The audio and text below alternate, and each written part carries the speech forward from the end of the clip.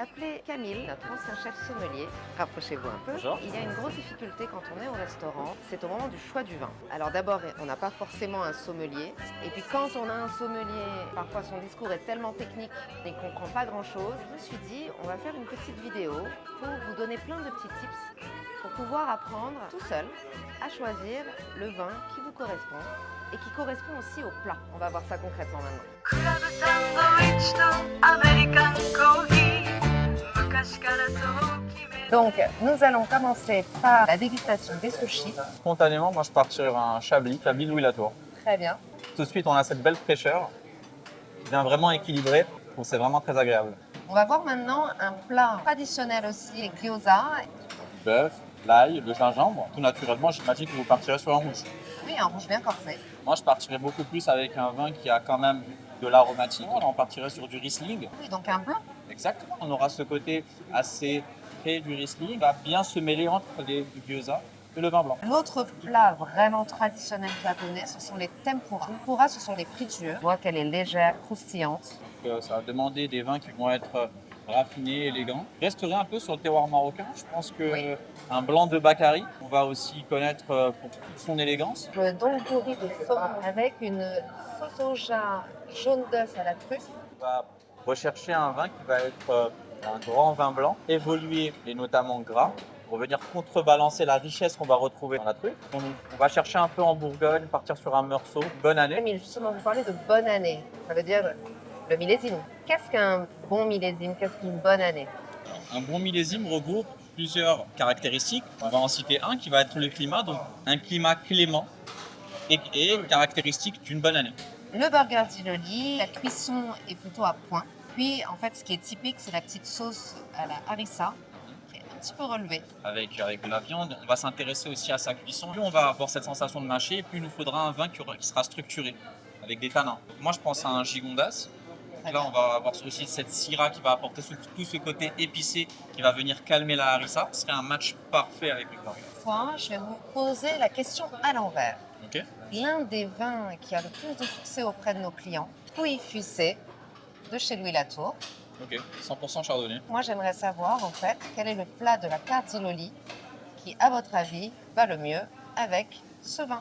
Alors, je pense que les rosses de Karagé de poulet, ce matching entre le gras qu'on pourrait retrouver dans le vin et le côté friture qu'on pourrait retrouver dans les rolls, déjà pourrait convenir à merveille. Alors, merci Camille pour toutes ces explications. Là, je crois qu'on a fait le plein de connaissances et de bons conseils. Moi, par contre, je vais rester sur ma faim parce que j'aime les rouges, comme vous le savez. Et vous n'avez pas arrêté de me faire goûter des blancs. Je vais vous proposer des plats que moi j'affectionne particulièrement et j'aimerais que vous y associez des vins rouges. Je vous donne quand même un petit joker. Vous pouvez me proposer des champagnes si jamais vous êtes vraiment trop bloqué. Et cette fois-ci, un plat que j'adore, le carpaccio de dorade à l'huile d'olive et caviar. Donc regarde ces grains de caviar, ils sont magnifiques. Belle perle. Ah ça va être très bon. Ça va être très bon, mais ça va s'associer à quoi? Je crois que je vais utiliser mon joker. C'est le premier plat et déjà le joker. Choisir en fait le champagne brut nature Star de Bureau d'Erreur. Qu'est-ce qu'un champagne nature? C'est un champagne avec une quantité en sucre qui est amoindrie. Ah, c'est encore moins dosé en sucre qu'un extra brut. Un extra brut, on va être entre 0 et 6 grammes. Un nature, on va être sur 0 à 3 grammes. D'accord, donc c'est intéressant. En fait, c'est fait pour moi ce champagne. Exactement. Une dorade, grillée au sel, très simple, en mode minimaliste à la japonaise. Tout naturellement, en blanc, j'aurais proposé un Viognier. Paul Mas. Voilà, il recommence avec le blanc. Après, si on tient réellement à rester sur des rouges, un merlot de chez le même producteur, donc Paul Mas, ça pourrait s'assembler à cette chair qui est fine et tendre. Poisson deuxième avec ses écailles. Je pense à un pinot noir de Loire, l'appellation Sancerre. Donc je pense que ça pourrait convenir parce que ça garderait les attributs du poisson en apportant un bon fruité, une belle structure qui s'allierait aussi aux écailles qui vont être finement croustillantes en bouche. Bingo. Bravo Camille. D'ailleurs, le Sancerre rouge peut se déguster un brin rafraîchi. On dit souvent, le vin rouge, c'est température ambiante, alors que le vin blanc, ça se boit frais et le champagne encore plus frais. Quand on parle de température dans le vin, c'est un peu comme les assaisonnements en cuisine. Ça permet d'accentuer certaines sensations. Et un vin rouge frais, accentué cette sensation de fraîcheur qu'on va ressentir en bouche et d'acidité. A contrario, quand on va boire un vin rouge ou un vin blanc qui va être un brin réchauffé, on va avoir cette sensation de gras ou de tanin et même des arômes qui vont se divulguer plus facilement. La poutargue, avec un petit coup de chalumeau qui vient accentuer le côté fumé. Alors là, je pense qu'on va aller en Italie. Ah, bah faites-moi voyager. Je pense à un vin de l'Etna, Volcan, Calunera, donc de chez Piccini. Il aura en fait cet attribut d'avoir été élevé, cultivé sur un terroir volcanique. Donc en fait, il a tout ce côté fumé qui pourrait rappeler en fait le côté passage en chalumeau. 天ぷらで古くおざる On est surtout sur cette structure assez aérienne, légère. Le côté aussi assez iodé, amené aussi par les algues. On partirait beaucoup plus sur un vin rouge assez léger. Parce qu'un pinot noir de Bourgogne, avec une structure assez fine, des tanins assez souples, pourrait très bien s'assimiler au plat sans pour autant le dénaturer. Une poêlée de champignons. Donc là, on est d'accord, un rouge, ça marche. Qu'est-ce que vous pourrez noter de ce plat? Peut-être le jaune d'œuf qui apporte une certaine douceur, une rondeur. Exactement. Et on va avoir aussi le côté umami. Alors, Noël, qu'est-ce que l'umami? Ah, vous croyez me piéger?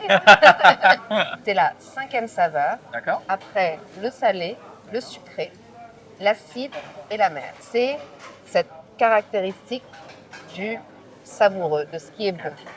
On va partir à Bordeaux et on va rechercher la structure, les tanins. Là, on partirait beaucoup plus sur un haut médoc.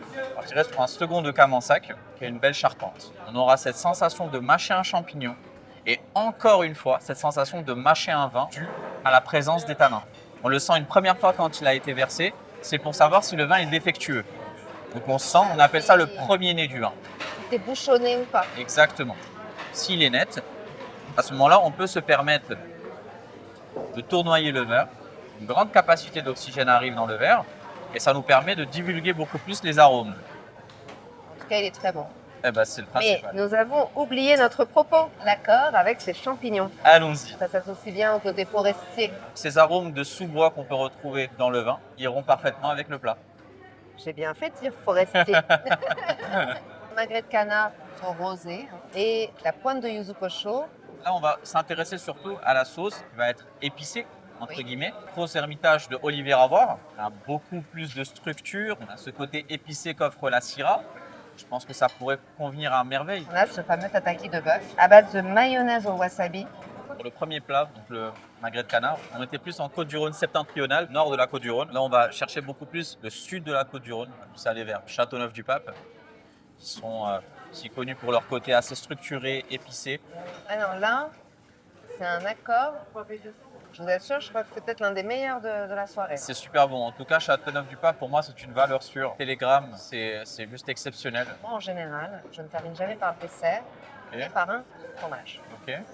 Maintenant, nous sommes dans un restaurant japonais. Il y a un produit très très typique et qui sent aussi fort qu'un bon camembert bien fait. Tadam! En fait, vous allez voir, c'est très gluant. Ok. Vous voyez tous ces fils? Ah oui, quand même. Et là, On va pas mettre un vin forcément très tannique, sinon ça va rendre les tanins très métalliques. non, je sens qu'il va me dire qu'un vin blanc, ça s'associerait mieux. Normalement, oui, parce qu'on va rechercher beaucoup plus de gras, de richesse, qu'on va retrouver aussi dans le plat. Quand on va chez son fromager, quand on leur demande de nous mettre en place un plat, qu'est-ce qu'ils nous mettent majoritairement? Ah oui, ils mettent des noix avec. Des noix et du miel. On pourra apporter aussi des notes de figues séchées, des notes de beurre, des notes de noix, de cajou, etc. dans un vin blanc qui pourrait compléter le natto. Pour moi, un camembert s'associe complètement au vin rouge et surtout pas au vin blanc. Et vous me dites que le vin blanc s'associe mieux. Donc, quel vin blanc? Et je vais tester. Paul Mas font un secret d'assemblage. On aura du chardonnay qui va apporter belle acidité, fraîcheur. Le viognier qui va apporter toutes ces belles notes enrobées d'abricots, de fruits. Et on va avoir une pointe de muscade alexandrie. Ça va apporter un léger côté sucré. C'est pas mal en fait. Le plaisir dans la dégustation des accords mets et vins réside dans la surprise. Et c'est le plus important. Et sortez un peu de votre zone de confort, parce que c'est ce qui vous permettra aussi de découvrir et peut-être éventuellement de trouver un meilleur accord mets et vins que celui que vous aviez de base. Il y a quand même des petites choses qu'on n'a pas évoquées ce soir, Camille. On est dans un restaurant japonais et on n'a pas parlé de saké.